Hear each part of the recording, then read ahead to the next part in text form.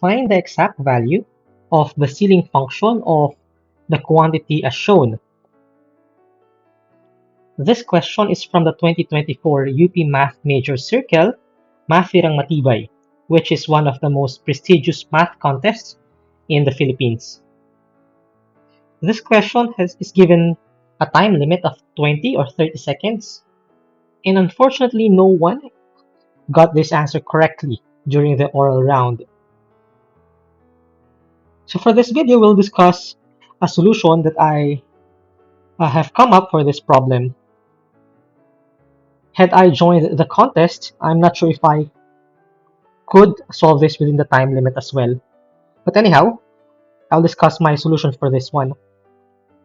Note that 2023 can be written as 2 times 1011 plus 1.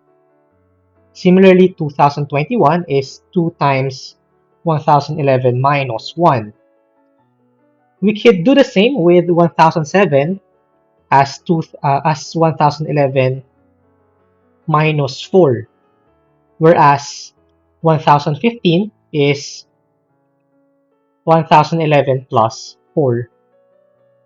And so for this solution, to simplify the writings and avoid potential errors along the way, we let k be 1011. Given this, we could write the required or the expression inside the ceiling function as 2k plus 1 squared times k plus 4 minus 2k minus 1 squared times k minus 4. Of course, they have different denominators. The first one would be k minus 4 times k, while for the second one would be k times k plus 4. We can rewrite this expression by considering the least common denominator of this one, which is k times k minus 4 times k plus 4.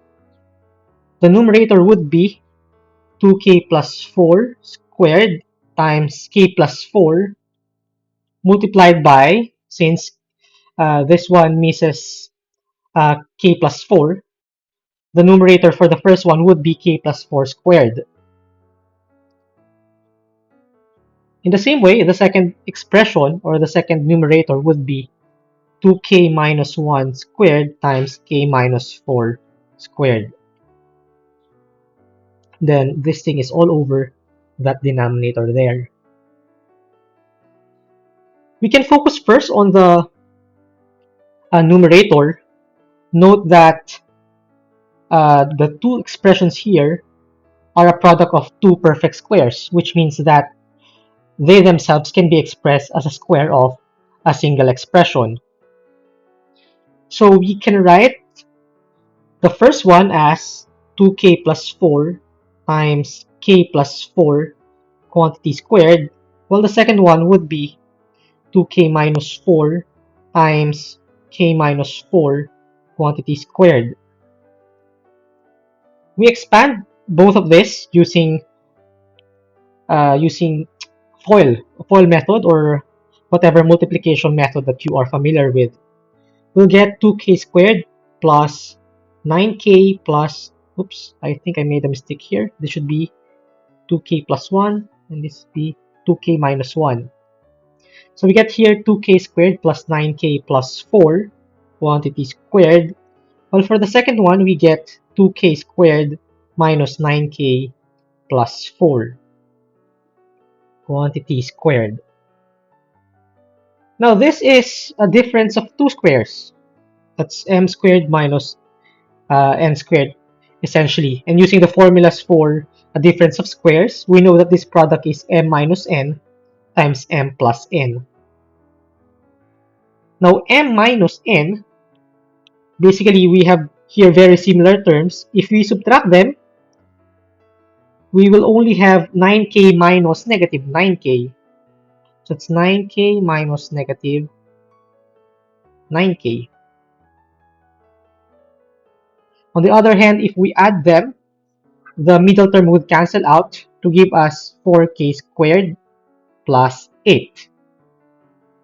This would simplify to 18k times 4k squared plus 8. Okay, so this entire numerator here becomes simply 18k times 4k squared plus 8. So we process this one. We have the numerator as 18k times 4k squared plus 8, while the denominator is k times k minus 4 times k plus 4. We could factor out the numerator to get 18k times 4 times k squared plus 2. And the numerator would still be k times k minus 4 times k plus 4. K is a common factor, so we could cancel that out. So that k here cancels out. And if we simplify the numerator and denominator, we get 72 times k squared plus 2 all over, multiply this 2. That's a difference of 2 squares, so that's k squared minus 16. We factor out the 72 and then write this as this one.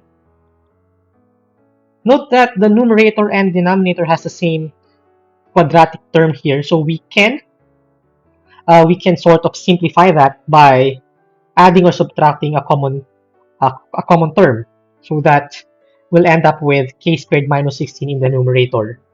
We can do that by adding or subtracting 16 and adding 16, which when we do regrouping, we get 72 times k squared minus 16 all over k squared minus 16, and then we get here plus 18 over k squared minus 16.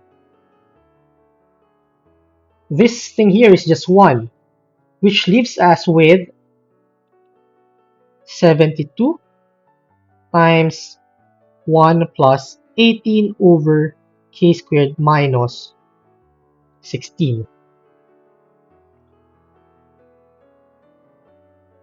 So this entire expression that we're looking at here is essentially just equal to this term here, 72 times the quantity of 1 plus 18 over k squared minus 16.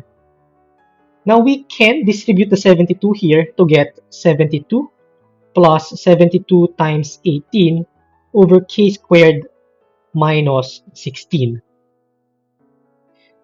Since we are looking for the value of the ceiling of this expression, we would only be needing to determine if this value here is greater